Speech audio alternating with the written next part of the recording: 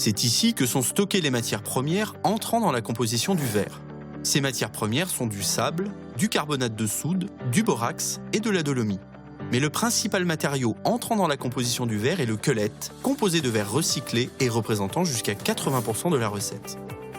Il existe 2 types de verre recyclé. Le verre plat, provenant de fenêtres et de pare-brises de voitures, et le verre venant de bouteilles et de bocaux recyclés. Les brûleurs oxygène-gaz sont couplés à des électrodes placées dans le bain de verre qui envoient de l'électricité permettant de contribuer à la fusion du verre. Cela permet d'optimiser les consommations d'énergie et de limiter les émissions. Le four a la capacité de fondre chaque jour plus de 250 tonnes de verre. La température dans le four est d'environ 1400 degrés Celsius.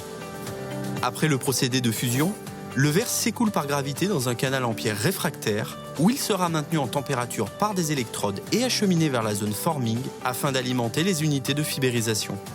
Le liant à base végétale Ecos Technology est pompé dans ses réservoirs de stockage. Il est acheminé vers la zone de fibérisation pour y être pulvérisé directement sur les fibres de verre.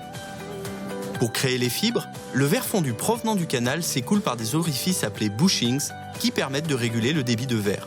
Le verre fondu se transforme en fibre de quelques microns de diamètre par centrifugation dans les spinners. Les spinners sont des disques comportant des dizaines de milliers de trous par lesquels s'échappe le verre fondu. C'est cela qui crée la fibre de verre. À l'extérieur du spinner, de l'air chaud est soufflé afin de diriger les fibres vers le bas. Cela permet de les collecter sur un convoyeur, mais également d'allonger les fibres et de les rendre plus fines. En parallèle, une fois sortie du spinner, la fibre est hachée au moyen d'un jet d'air comprimé. Une première série d'anneaux pulvérise de l'eau sur les fibres afin de les refroidir. Une seconde série d'anneaux pulvérise sur ces mêmes fibres le liant à base végétale breveté Ecos Technology. Enfin, la fibre est déposée sur un convoyeur et constitue un matelas humide qui servira à la fabrication des rouleaux et panneaux d'isolant. La roche en fusion s'écoule ensuite sur des roues appelées spinners où elle est centrifugée et soufflée par de l'air à haute vitesse. Des fibres de quelques microns de diamètre sont ainsi créées. C'est l'étape de fibérisation. Pendant cette étape de fibérisation, le liant est pulvérisé sur l'ensemble des fibres au travers des spinners. Les fibres sont projetées horizontalement et collectées sur un tambour collecteur. Un matelas de fibres humidifié est ainsi formé, puis acheminé vers le pendule. Le pendule dépose ensuite le matelas de fibres d'un côté à l'autre d'un second convoyeur. Cette étape permet d'ajuster l'épaisseur et la densité des produits finis. Ce nouveau matelas de fibres ainsi formé, il est ensuite acheminé vers le four de polymérisation, ce qui va permettre de lier les fibres de verre entre elles. À l'entrée du four, le matelas de laine minérale de verre est blanc.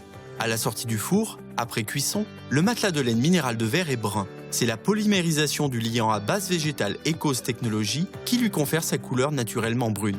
Pour le mettre aux dimensions souhaitées, des scies coupent les bords du matelas, lui donnant une largeur précise et une coupe nette. Ensuite, plusieurs jeux de scies le découpent en 2, 4 ou 6 bandes, suivant les largeurs de produit souhaitées. La mise à la longueur du produit est réalisée par un grand massicot. Une fois découpés, les matelas de laine minérale de verre sont acheminés par convoyeur vers la zone d'emballage. La machine roll-up comprime, enroule et emballe le matelas pour former des rouleaux individuels. Lors de chaque étape de fabrication, des opérateurs effectuent les tests et contrôles nécessaires à la bonne qualité des produits.